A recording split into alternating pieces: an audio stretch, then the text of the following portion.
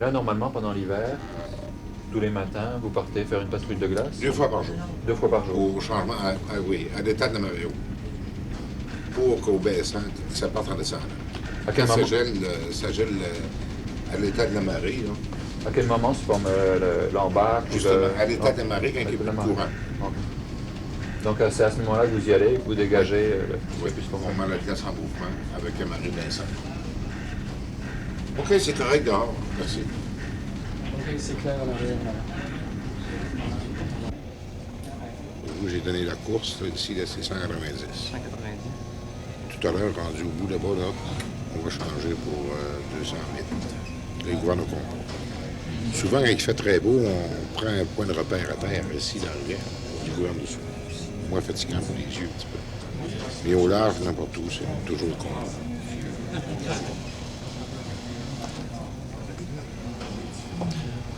Le radar, est-ce qu'il sert ici même? Oui, oui, oui. Pour prendre nos distances. Mais même si vous connaissez visuellement très bien Oui, bien là, ici. on voit, en tout cas chanceux, on voit à peu près 1 000, 1 000 et demi. Mais si c'était réellement bouché, bloqué, là, c'est pas radar. Lui, là, il fait une map, là. Ouais.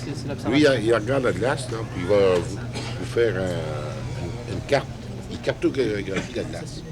Fait que tout à l'heure, vous allez voir, là, la glace qu'on a vue, elle va être inspectée. Il va avoir dessiné.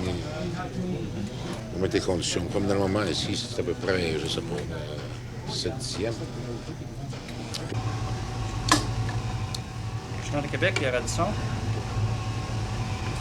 Oui, monsieur, on va vous donner conditions de glace de la rivière Saint-Charles jusqu'à Pointe-Saint-Nicolas. De la rivière Saint-Charles jusqu'au pont, 5 à 7/10e, brache mince. Dans la région du pont jusqu'à 1 mille à l'ouest du pont, c'est 9/10e, brache mince. De 1 mille à l'ouest du pont jusqu'à Pointe-Saint-Nicolas, c'est de 6 à 8/10e, brache mince. Est-ce que vous avez bien copié ça? Oui, monsieur, merci beaucoup. Bonne journée. C'est pas trop dur de se retrouver sans arrêt, loin, disons, de l'air, loin de la vue sur le paysage, quand par exemple on se promène dans l'Arctique? Non. Non? Oui, c'est ma vie, ça. C'est votre vie? C'est mon travail, c'est des machines. Comme je dis, le travail, ça concerne 8 heures par jour. Après 8 heures, on peut le voir à 12 heures. Même dans l'Arctique, il fait clair 24 heures par jour.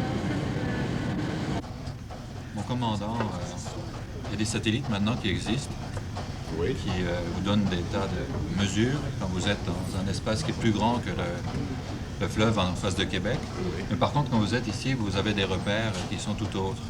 Tout de suite, vous avez donné des ordres pour la direction du bateau. Sur quoi est-ce que vous êtes basé? Ici, sur cette course-ci, je me suis basé avec l'église et le début du viaduc, où on commence à voir le début de l'anse de Sillery. Ça nous indique que ça, c'était pas le repère pour changer de course, pour garder toujours le centre du chenal quand on procède vers la ronde de Québec. Est-ce que vous avez d'autres repères comme ça? Ah oui, pratiquement tout le long de la rivière. Tout le long de la rivière. Et puis, si pour une raison ou pour une autre, la visibilité s'agrandit à tel point qu'on voit à moins d'1 000, on prend le radar. Il y a aussi, on voit des feux qui s'allument, qui s'éteignent.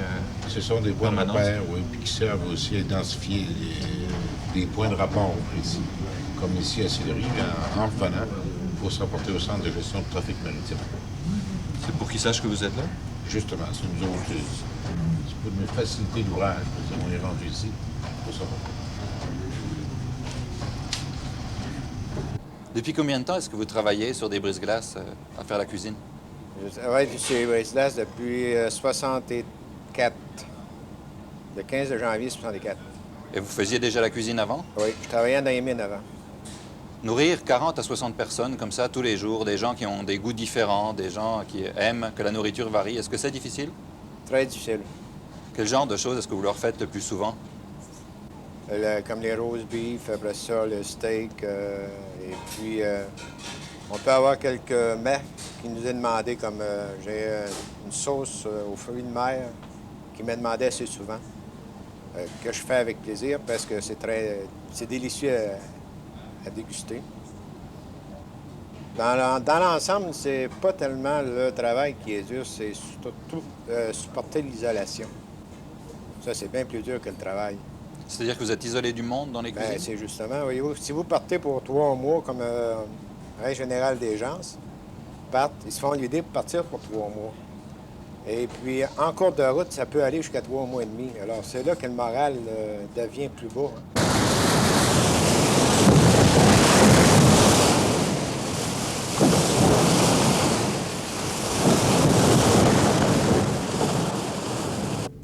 Gilles Leblanc, vous avez un rôle très important à bord du Radisson. Vous êtes à la fois économe, animateur. Vous occupez en fait du moral des troupes tout au long du voyage dans l'Arctique, des grands voyages entre autres. Qu'est-ce que vous faites exactement avec tout l'équipage?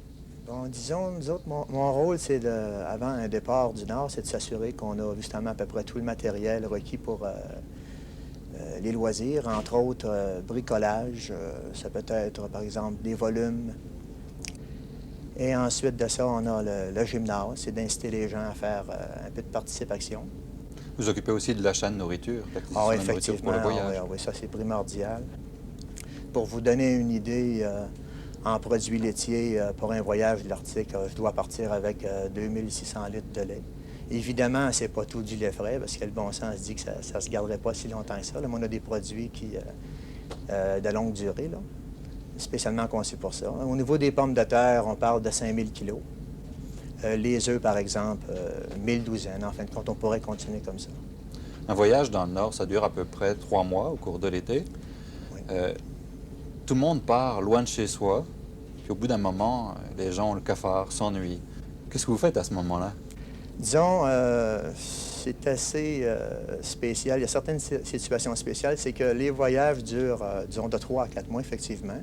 Il y a des possibilités d'échange d'équipage, mais ce n'est pas tous les gens qui ont la possibilité d'y participer. Par exemple, un nouveau membre d'équipage qui débute n'a pas cette option-là. À ce moment-là, bien souvent, ce sont des jeunes qui n'ont jamais quitté le milieu de famille et puis trouvent un petit peu difficile l'adaptation. Et puis à ce moment-là, on organise en plus des loisirs que vous avez mentionné tout à l'heure. Moi-même, je joue de la musique. Et puis il y a toujours quelques musiciens parmi un équipage d'au-dessus de 60 personnes. On s'organise des genres de petites soirées à l'occasion pour divertir les gens du mieux qu'on peut. Et puis, il y a une chose certaine, c'est que le moral, en fin de compte, parce que moi, je ne suis pas comme un pasteur, je veux dire, il faut que chaque personne se prenne en main. Et puis, évidemment, la question de l'échange, lorsque c'est retardé, c'est là qu'on a des problèmes. Vous savez, la personne qui part pour le voyage du Nord, puis qu'elle se dit, au tout début septembre, je m'en retourne chez moi, mais pour des raisons opérationnelles, par exemple, l'échange est retardé de 2 et 3 semaines. À ce moment-là, ces gens-là, évidemment, deviennent un petit peu moins de bonne humeur, si on peut employer l'expression, puis c'est l'équipage un petit peu qui s'en ressent. Et vous continuez de recevoir des nouvelles? Oui, mais disons, il n'y a pas de système parfait. Il y a eu de grandes améliorations depuis quelques années, mais c'est évident que c'est pas fréquent, comme par exemple lorsqu'on est dans le Saguenay ou un autre endroit comme ça. Ça va encore là, les conditions de température. Il y a certains endroits dans le Nord que les avions peuvent nous apporter, par exemple, du courrier 2 fois par semaine, mais c'est en autant que les conditions climatiques le permettent. Puis, à l'occasion, l'avion arrive, mais cependant, nous, on est reparti ailleurs. Vous avez des liaisons radio aussi? Ah oui. Ça, encore là, comme on a la radio amateur, mais comme l'été dernier, par exemple, les conditions étaient néfastes pour ça. Fait que c'est... Tout à gauche. Tout à gauche.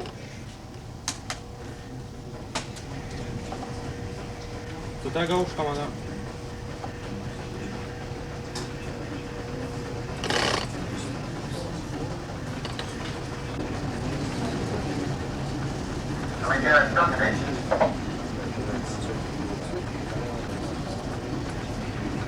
On peut voir avec quelle agilité se manœuvre le navire. Hein?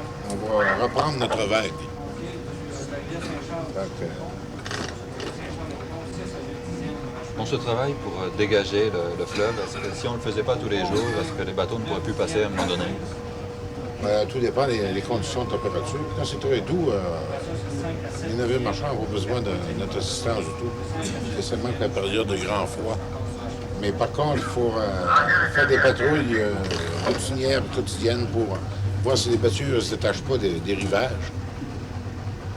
Ils pourraient, bien sûr, causer des ennuis aux navires.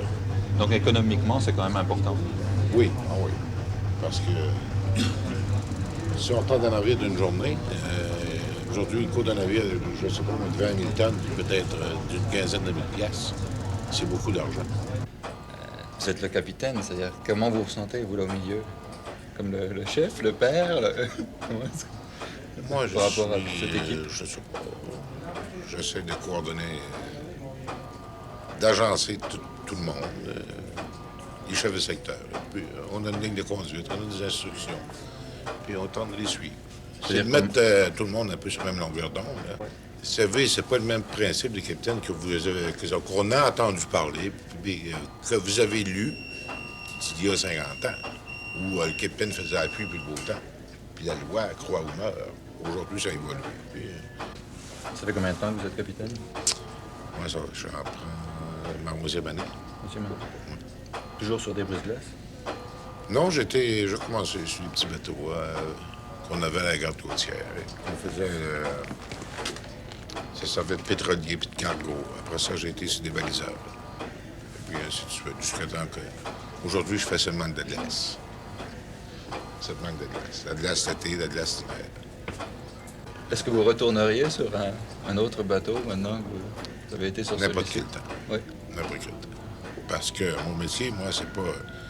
Pierre Edison ne m'appartient pas. Non, d'accord. C'est mon lieu de travail. Mon métier, c'est navigateur. Donc, peu importe le bateau, si, en autant qu'on veut, puis qu'on se sent bien. Donc, celui-ci a seulement qu'un nom.